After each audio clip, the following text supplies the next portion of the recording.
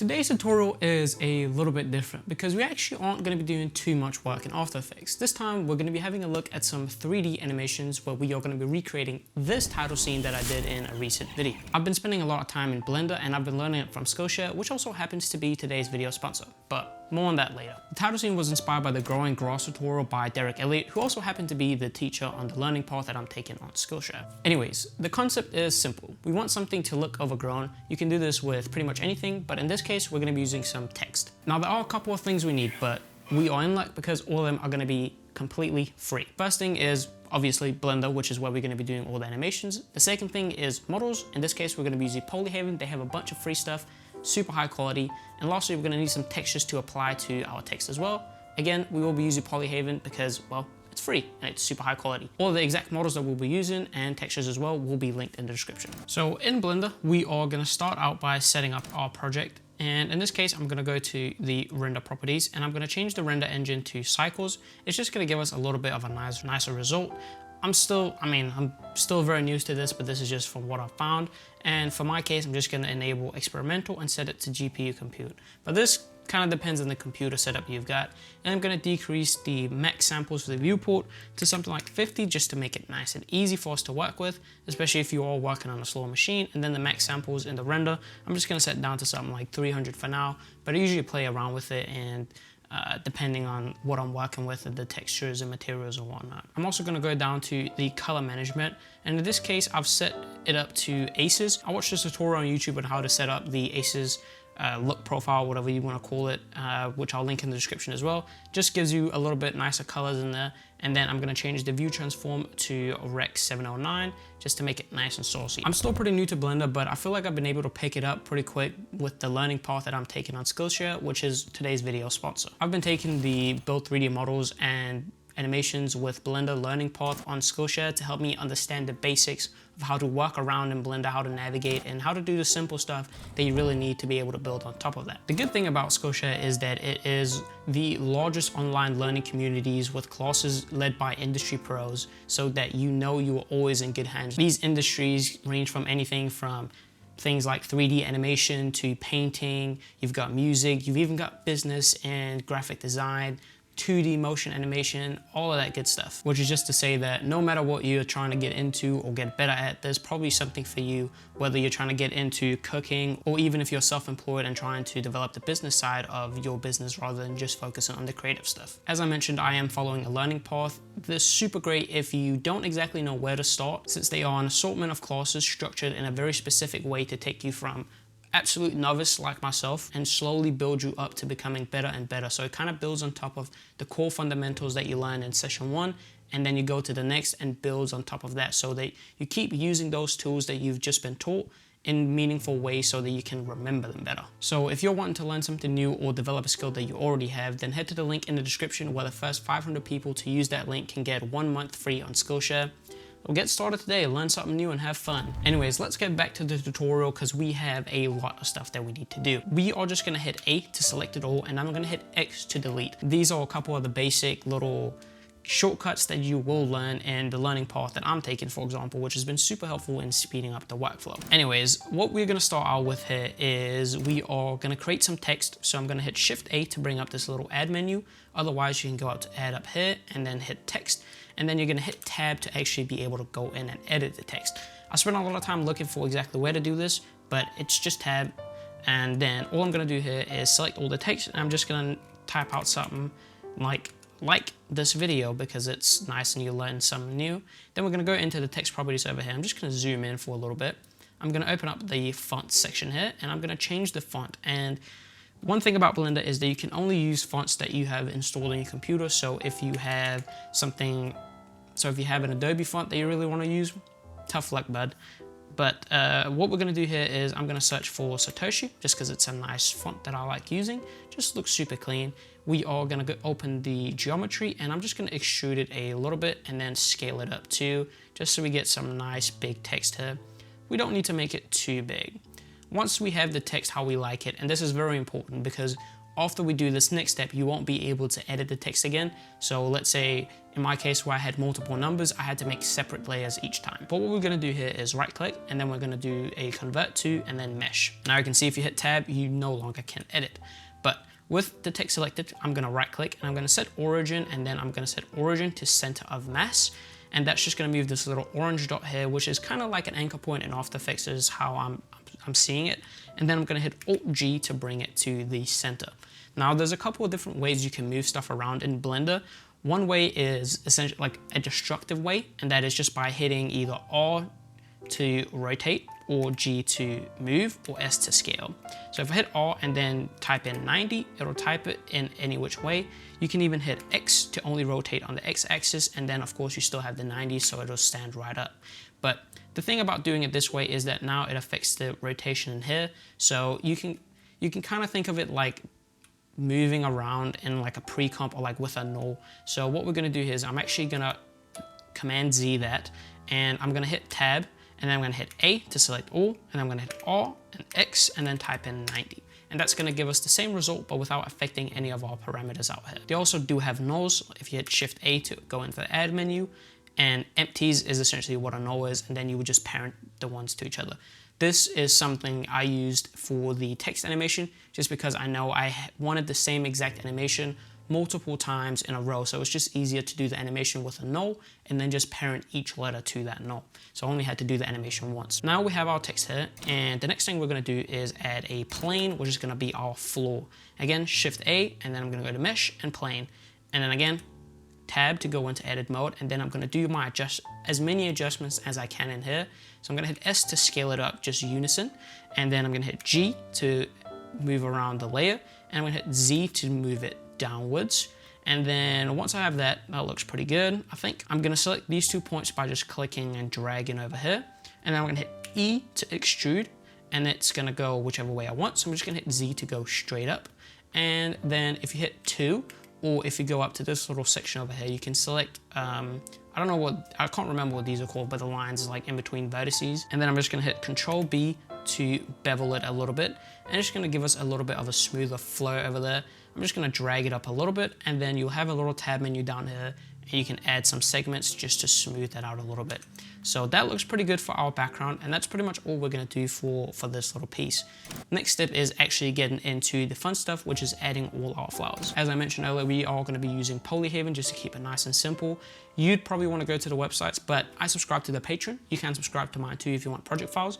But I subscribe to the Patreon because they have an asset browser that lets you have all of their stuff within Blender to make it super easy.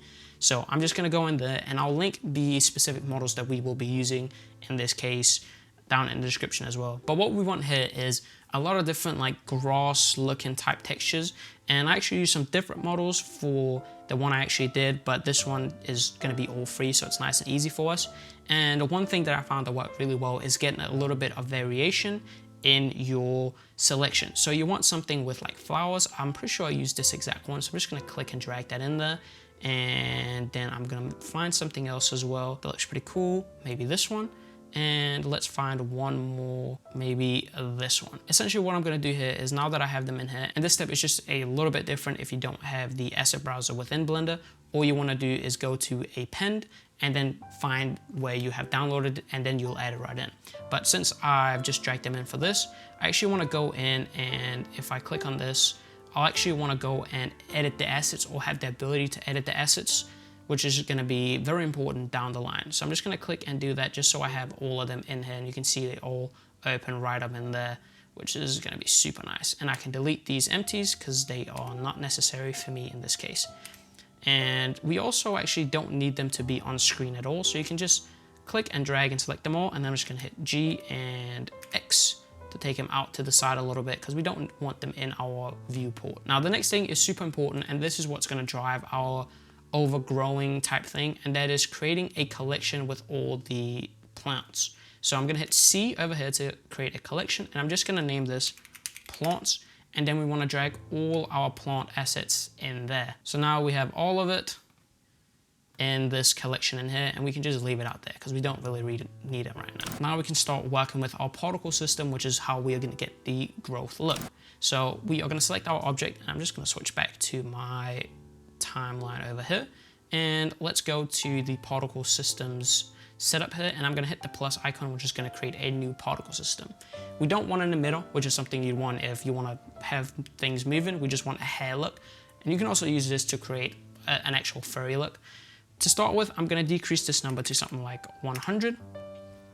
And of course, very important, save your project just in case it crashes, especially with a particle system where you have a lot of instances. It might happen, especially if your system is a bit on the lower end. Now we can start playing around with all of these. So I'm gonna go up to render, and I'm gonna select collection in my render as, and this is where we can start having some fun. So in the instance collection, you can click and then you can add whatever collection that you want to. And in this case, I'm gonna select plants, and that's gonna add all the different ones into my little layer. And you can see they're slowly starting to creep up here. And this is where it gets really fun, because then we want to play around with the instances. So if you click the object rotation, you'll want to add that too, because you've seen some places that it's rotating just a bit weird, and we want to make sure that we get the rotation pretty good. And there's so many different ways of rotating it as well. Let's start by having a second window open, and you want to go up to a corner where you see this little plus icon, and then you want to click and drag, and this is just going to give you two different views. You can really change it to be whatever you want. You can even add multiples of them.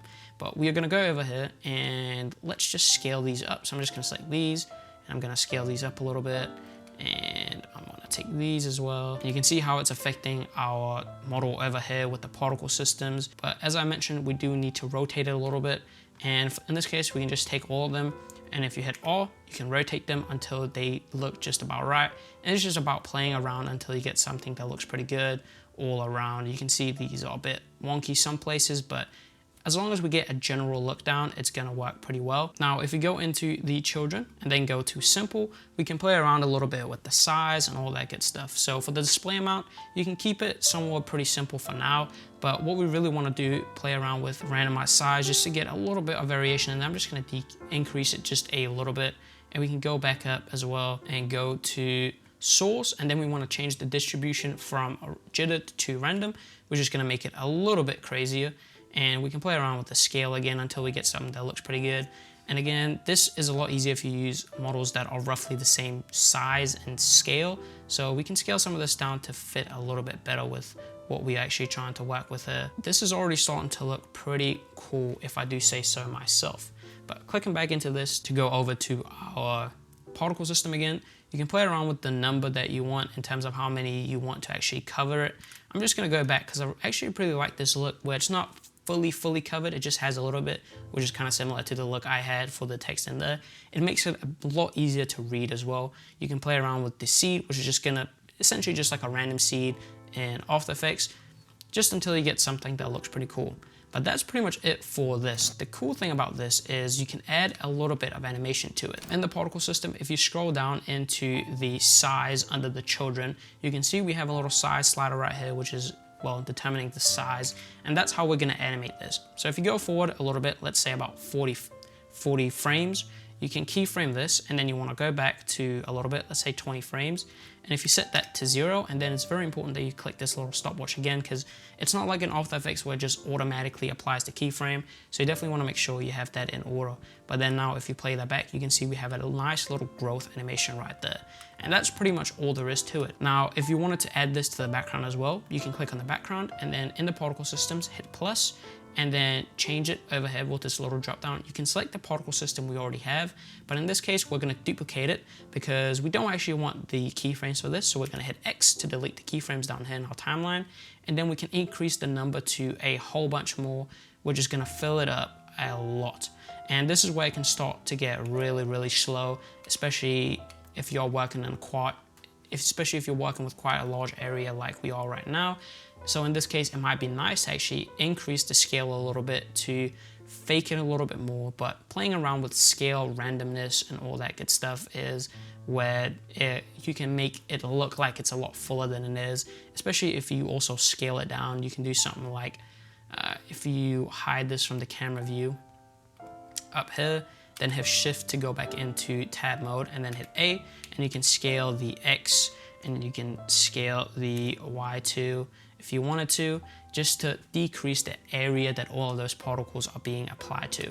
So again, that just saves just a little bit of computing power, but making it still very, very dense. Let's set up a little bit of lighting just to sauce it up just a little bit. Again, save as much as you possibly can. But what we're gonna do here is go into our world view, and I'm gonna set this to 0. This is just gonna give us a lot more control. You can use something like an HDRI or sky texture, but I like using my regular lights. I'm gonna change the one view to a rendered view, and then I'm gonna hit Shift A to bring up a camera. And I wanna set this view to a camera view, and then let's go over here, and then I can just take this camera and hit G to move it around. I can hit something like Y. I'm just gonna move it back a good bit, and then in the controls, I wanna make sure that it actually is set to 0, 0, 0 to begin with, and then we can turn the camera around to face it. I don't know why it sometimes gives you some super random values in there, but it just does. And then a nice little neat trick is in the view where you're actually viewing the rendered is hitting Control B and then clicking and dragging and just selecting the little area where your viewport actually is, because then it's not going to render everything around it, which is just a waste of your computing power. But it's pretty dark right now, so what we're going to do is hit Shift A over here to add a light. And in this case, I like working with, well, in any case, actually, I like working with area lights. And you can see we get a whole bunch of crazy stuff over here is because these things are getting added to our plants collection. So we want to take them and drag them up into our actual collection. The particle system is going to take everything in that collection and adding it to the particle system. And we don't want that. But you can see we get some pretty nice light already. Let's select this area light, and I'm going to hit G and then Z to bring it up a little bit. And then I'm going to go into the light options, and I'm going to change it to a rectangle. And I'm just going to make it a little bit longer and a little bit wider, and then increase the power to something like 300 just to give us some nice smooth light over here. Maybe even lift it up just a little bit. And one thing that I saw in the learning path as well was actually being able to control the temperature of the light, kind of like in photography. In the light settings, you can click use nodes, and then if you go to the shader editor down here, let's zoom in a little bit, and I'm gonna hit Shift A, and I'm gonna search for a black body. And all this does is it lets you control the temperature of the light. So I typically like to film my videos or most things at 5600 Kelvin, which is kind of like daylight. And it just looks a lot more flattering than just having pure white because it's not actually realistic. But I think this looks pretty good. And I'm gonna click over here and I'm gonna hit Shift D to duplicate. And then I'm just gonna right click to stick it right in place. I'm gonna hit G and Y to bring it back a little bit. And then I'm gonna hit G and Z to bring it up. And just about to where we can see it in the background a little bit. And I'm gonna decrease this a little bit, maybe something like 150. And in this case, I'm gonna change the temperature to something like 3200 just to make it a little bit warmer and give it a little bit of a different look in the back so we get some contrast between the front and the back. I think this looks pretty good. So now all there's really left to this is adding a little bit of texture. And this is gonna be super easy because we're gonna get our textures from Polyhaven. Again, free, super awesome to use. I am gonna go to my asset browser. I'm gonna go to the textures. And in this case, I actually just wanna add it to the text for now. But one thing I'm gonna do before I apply the texture is to click my text. I am just gonna go to the particle system, and I'm just gonna make sure that I'm not looking at that right now because it's a bit annoying to look at. I am gonna right click, and then with everything selected, I'm gonna go to UV and unwrap. And this is just gonna make it a little bit better when we add the text. It's a 3D thing about applying textures and all that stuff, but I found it to be pretty important, especially when you're working with text like this and some textures so you don't get weird stretching. But now it's just about finding a nice dirt type of material. And let's add something like this. So I'm just gonna click and drag it onto that. And I'm gonna go to my material properties and just make sure that it is applied. And we can see over here as well, it indeed is applied. And then we can turn our particle system back on. And that just gives it a little bit more realism in terms of how it actually looks. And we can add that to the plane as well. So if you click your plane, which is your background, you can go to the materials properties and click this little drop down and then go to the material that you just added, which is the rocks ground texture. And you can see it helps a lot. We will, again, if you go into this, if you hit tab and then just go to UV unwrap, you can see how that changes with the texture right there, and that's what I was talking about, is that you want to do that in order to get the best result that you possibly can. Now the last thing there is to do is just adding a little bit of spice in terms of the camera and then the render settings as well. I figured I'd just go through that to show you guys how I did it. So with the camera selected, I like to go for a longer focal length just because it typically looks a little bit better with the depth of field. Something like 85 or even 105 looks pretty crispy. And then I'll of course go back in and then drag it out just a little bit so that we don't get like a super crazy close-up. And this is where you can play around with depth of field and how close everything looks, and even adding some things in the foreground and the background to make it look super saucy and spicy. Next is adding some depth of field. If you like to do that, I usually sometimes I like to add just a little bit just because it can look pretty good. And in some instances where you have room for it, you don't have to decrease the f-stop a whole bunch. Like you can already see it's getting pretty blurry in the back. But sometimes I might go as far down as like 0.2, 0.4, let's say 0.4 in this case. And then you want to play around with the distance. I like setting the blades to 8 for some nice bokeh in there, because you know, who doesn't like that? And then just playing around with the render distance until it is fully in focus. You can also go in and select the object itself if you're only working with one object like we are in this case. Just the light text just makes it a lot easier to work with, and then it's always in focus. If you want to do focus pulls, you don't want to do that, but this works pretty well in this instance. The next thing is the render settings, and in this case, or well, in most cases actually, per recommendation, I export it into OpenEXR files, and then I use a DWAB or DWAB. I don't know how you pronounce that, but that's what I do. And then if you do with a transparent background, you want to enable alpha, RGBA. If you don't, you can just stick to RGB. Doesn't really matter. I always just do RGBA. I don't know why, but I just do. That's pretty much all there is to it. And then you want to select, of course, where you want to save that to, and then you can render it. Before you render the full animation, it's always a really good idea to go to a point that you think looks pretty cool, and then I like to go into render and then just render a single image with the amount of samples that you've set. Sometimes you'll have to increase the samples over here in the max samples. Just depends on the scene, what you have in there and all that stuff. But usually I do around 300 just to keep it nice and easy. But in some instances where you're working with transparent materials or a lot more finer details like hair samples, you might want to increase it a lot more to get some of that nice texture. And then most of the time I have denoise enabled. You know, it just helps you get a bit of a cleaner image, but sometimes can give you some very nice grain depending on it. That is pretty much it for this tutorial. Hopefully you enjoyed watching it. Hopefully you learned something new. I'm super excited to be doing more Blender tutorials just because I'm having a lot of fun with it. And I want to give a shout out to Skillshare as well for sponsoring this video. Again, you can check the link in the description to get a free month off. You can also head to the Patreon for the project files. Everything else will be linked in the description, all the assets and all that stuff. It's already free, so you can just have fun with it. But yeah, I just want to say thank you for watching along, and I'll see you again next week. Peace out.